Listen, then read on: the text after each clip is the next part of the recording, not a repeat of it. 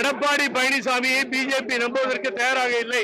எடப்பாடி பழனிசாமி முதுகுல குத்திட்டா நாங்க உங்க தலைமையில அதிமுகவை ஏற்றுக்கொள்கிறோம் என்று ஓபிஎஸ் இடம் அமித்ஷா பேசியதாக தெரிகிறது.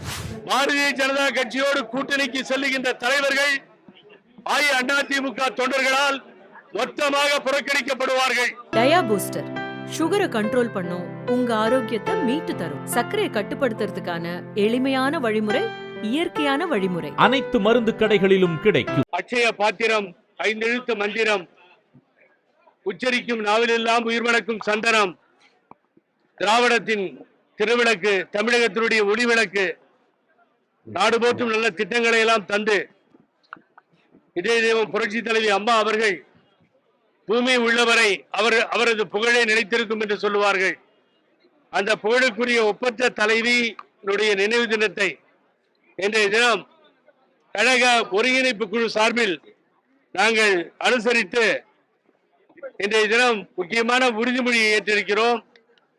ஒரு 4 லைன்ல சொல்லிடுறேன். புரட்சி தலைவி அம்மா அவர்கள் வழியில் கழகத்தின் கொள்கை கோட்பாடுகளை, சட்டத்திட்டங்களை காத்து நிற்போம். நம்ம ஏற்பவர் கையில் அதிகாரம் இருந்திடும் என்னும் கதை மாறும் என்கிற குறிக்கோளை வெற்றி பெற செய்வோம்.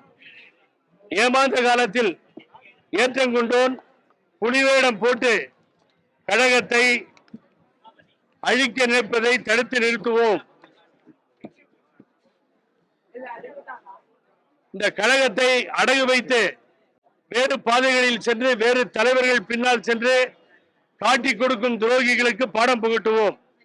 இது முக்கியமான தீர்மானமாக எடுத்திருக்கோம்.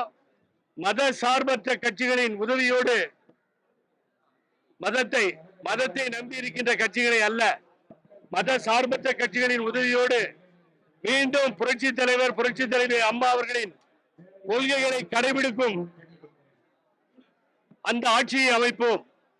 பூமி உள்ளவரை அம்மா புகழே நிலைத்திருக்கும் என்பதை மிக தெளிவாக சொல்ல கடமைப்பட்டிருக்கின்றோம்.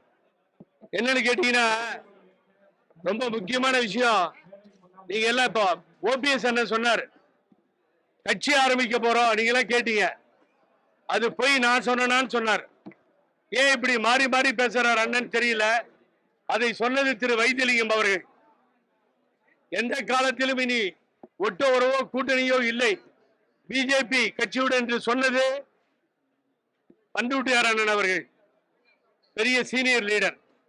இதுக்கு ரெண்டுத்துக்கும் முரண்பாடா இப்ப நான் அமித்ஷாவை சந்திச்சு வந்தேன்னு சொன்னா, நான் உள்துறை அமைச்சர் அமித்ஷா அவர்கள் அதிமுக உள்கட்சி பிரச்சனையில் தலையிடுவதில்லை என்று சொன்னார். அப்புறம் அவர் ஓபிஎஸ் கூட்டு பேசுறாரு, திரு கே செங்கோட்டையனை கூட்டு பேசுறாரு. ஆகவே இப்படிப்பட்ட ஒரு சூழ்நிலையை பாரதிய ஜனதா கட்சி தொடர்ந்து செயல்படுகிறது. அப்புறம் என்ன உள்கட்சி விஷயத்துல தலையிடுறதுன்னு சொல்லி எனக்கு தெரிஞ்ச வரைக்கும் எடப்பாடி பழனிசாமியை பிஜேபி நம்புவதற்கு தயாராக இல்லை.